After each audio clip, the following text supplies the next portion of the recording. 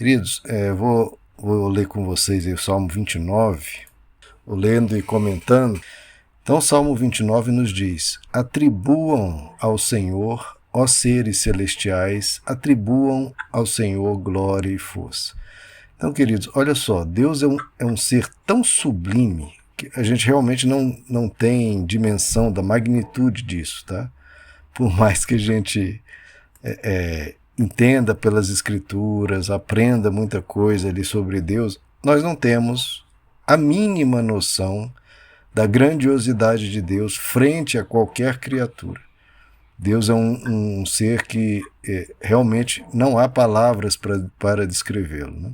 E aqui mostra que até os seres celestiais, os seres de maior honra, maior poder, maior perfeição e sublimidade, esses seres incríveis, espetacularmente incríveis, devem atribuir ao Senhor glória e força, porque Ele merece, porque Deus realmente está acima de tudo que a gente possa conceber, tamanha a sua beleza, a sua bondade. Sempre lembrando que a grande virtude de Deus não é o seu poder, a grande virtude de Deus é o seu caráter, porque ter poder e ainda assim ter caráter é uma coisa que as criaturas mesmos têm muita dificuldade com isso, né? A gente tem até aquela expressão que é conhecer uma pessoa, dê poder a ela, né?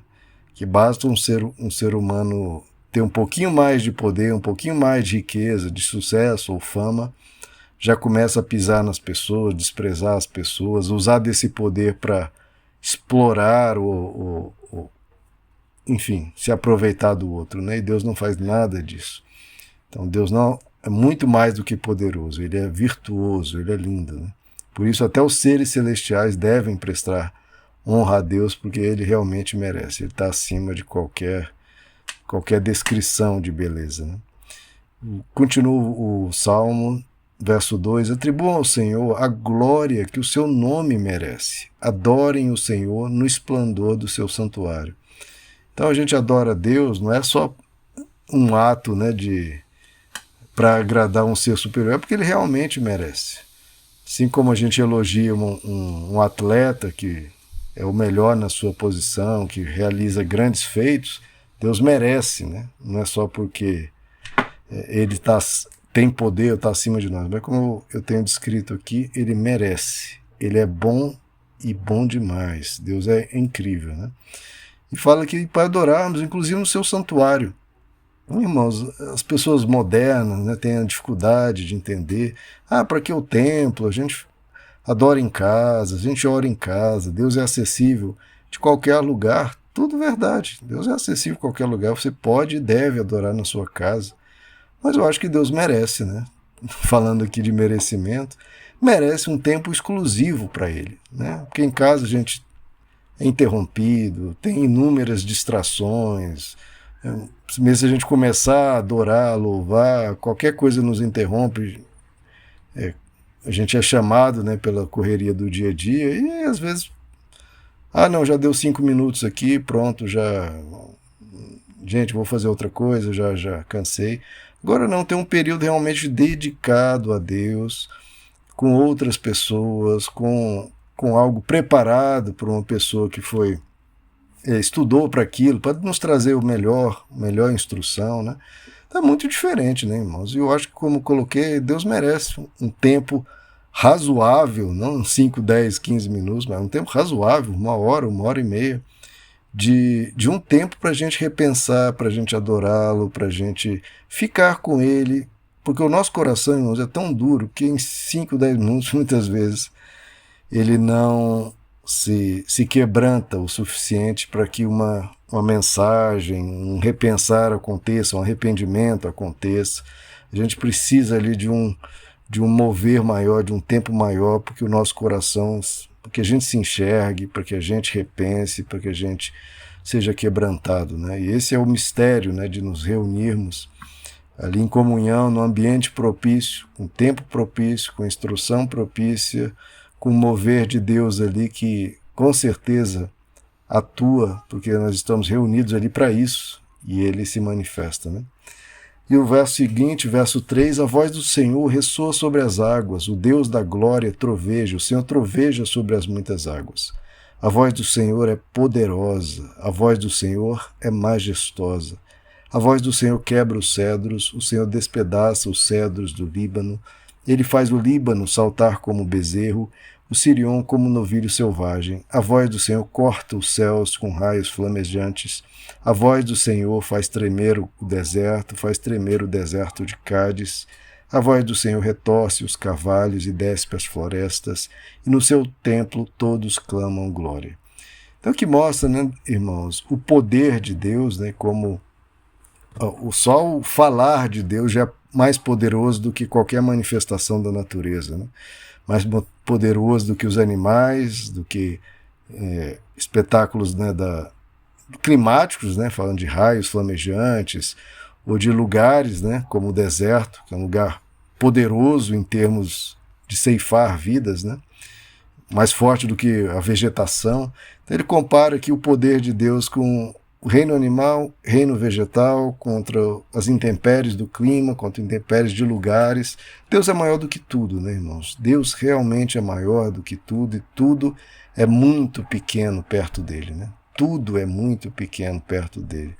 Quando o ser humano começou a investigar, né, a evoluir na astronomia, entender o tamanho das estrelas, das constelações, das galáxias, e viu que a gente é muito menor do que um grão de poeira, imagina tudo isso, as galáxias e as constelações, que são um grão de poeira comparado ao tamanho de Deus, né?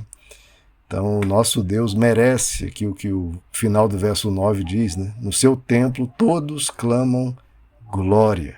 De novo aqui enfatizando a questão de nos reunirmos num lugar propício, no templo, para a gente adorá-lo e dizer glória. Só da gente ir, irmão, porque muitas vezes a gente tem essa ideia, né, moderna de eu vou lá e Deus vai me abençoar. Você está indo para adorar a Deus ou para receber alguma coisa, né? Só de você ir no templo, nosso principal objetivo é ir lá e dizer glória. Glória a Deus, Ele merece que a gente vá lá e diga um muito obrigado pela semana que passou, pela semana que virá. Ele merece glória, não somos nós, né? Porque parece que hoje as pessoas vão para a igreja para elas serem glorificadas, né? Elas receberem, elas serem isso, é tudo para elas. Não, é para Ele. A gente tem que glorificar, e glorificando e adorando, a gente vai muitas vezes receber muito mais auxílio e proteção do que se buscássemos isso dessa forma, às vezes interesseira, né? Verso 10, o Senhor sentou-se soberano sobre o dilúvio, o Senhor reina soberano para sempre, né? Deus reina soberano sobre mesmo a maior catástrofe da humanidade, sobre os furacões, né, que a gente está vendo aí, por exemplo, nos Estados Unidos, sobre tudo e qualquer intempérie, Deus reina soberano, né? Ele está acima de tudo isso. E aí pensando, né, em tudo isso, Deus é maior que a natureza, que os seres celestiais, que tudo que existe. No verso 11 diz, né, que esse Deus, que não precisa de nada nem de ninguém, o que Ele faz? Ele dá força ao seu povo. O Senhor dá a seu povo a bênção da paz. Então, de novo, né, irmãos, como eu falei, Deus, a maior virtude dele não é o seu poder, é o seu caráter. Ele é um Deus misericordioso, é um Deus generoso, é um Deus compassivo, é um Deus que se importa, mesmo com seres tão falhos, tão fracos e que não tem nada a oferecer a Ele, nada, nada, nada. Ainda assim o Senhor dá força ao seu povo e nos dá a bênção da paz. Nós precisamos, irmãos, ir até esse Deus sempre, em oração, no templo, em casa, a todo momento, porque Ele vai dar força. Veja como esse salmo também é muito instrutivo, né? Fala, Deus não vai lá e resolver tudo para nós, né? Ele vai dar força para nós irmos lá e pelejarmos com Ele essas batalhas e colhermos vitória. Porque também essa visão de Deus vai lá e resolve para mim, não é muito assim, né, irmãos? A vida não é assim. Deus não pode viver a nossa vida por nós, senão nós não estaríamos vivendo.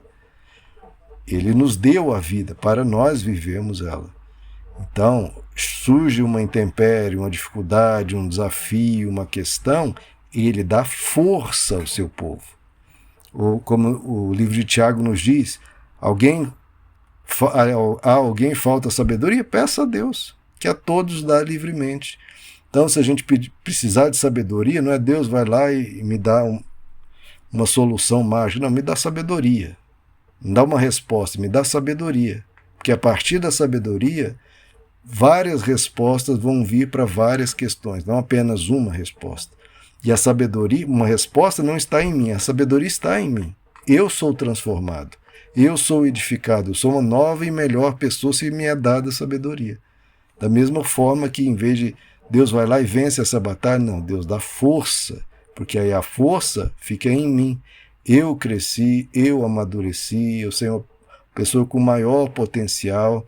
Então Deus quer trabalhar em nós, não apenas no que está ao redor, Ele quer trabalhar em nós. E Ele faz isso. Ele nos ensina, Ele nos aperfeiçoa, Ele quer ver os seus filhos cada vez mais maduros, mais corretos, mais fortes, né? Isso Ele vai fazer em nós, irmãos. A gente vai até Ele, busca Ele no seu templo, dando a Ele a glória que Ele merece, exaltando o nome dEle, e Ele vai nos dando força para cada situação da vida.